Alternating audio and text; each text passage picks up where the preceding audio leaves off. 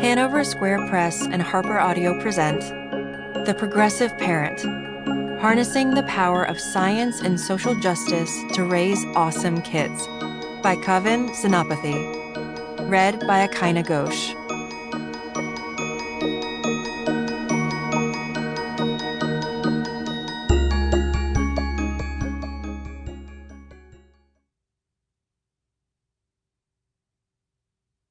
To my children, Asha and Jivan, who were born awesome. 1. The Progressive Parent's Dilemma. I'm walking with my kids and their dad, Jesse, through downtown Madison, Wisconsin, the city I've called home for 35 years, coming to terms with everything I thought I stood for: justice, truth, and above all else, science, the arbiter of truth. Science brought my parents and me to Madison in 1987, the year I turned 5. My father, who had been doing genome research in Washington, D.C. at the National Institutes of Health, took a position at the University of Wisconsin. They packed up our bronze Pontiac Le Mans, buckled me into the back seat, and headed west, where we would make our home in America's heartland. This city that's home to just over 250,000 people, the second most populous in the state, made me who I am.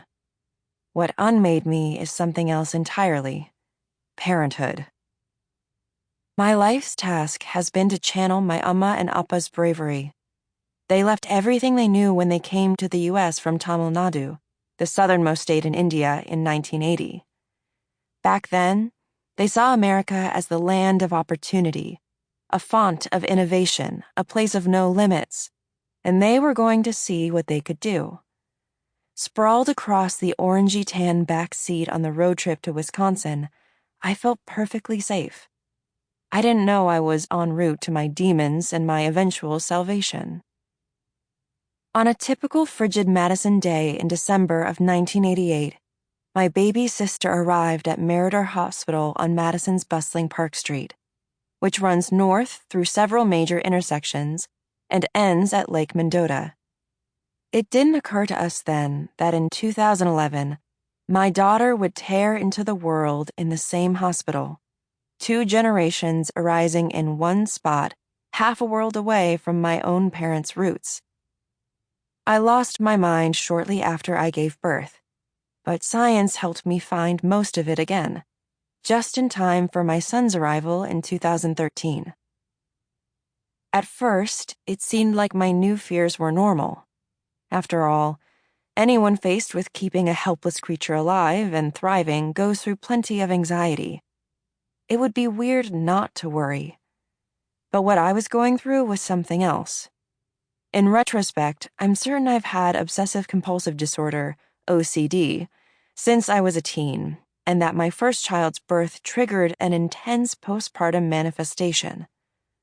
Contrary to the common idea that postpartum depression is the main mental health condition that occurs after someone gives birth, there are several in addition to depression and blues, including OCD, generalized anxiety, post-traumatic stress disorder, and psychosis.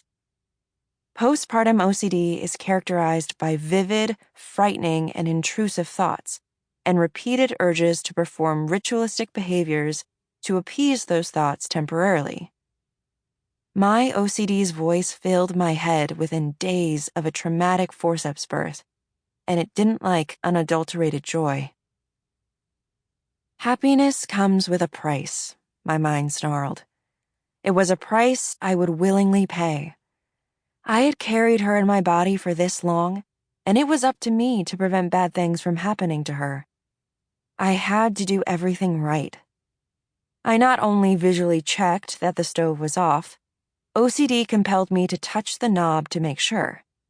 I had to turn it on, turn it back off, and tap it 5 times in a row to ensure my senses hadn't deceived me, and to keep the horrific visions of fire burning up my baby from materializing.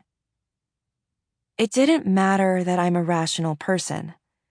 OCD had trained me to justify and compartmentalize the utter. Sample complete. Ready to continue?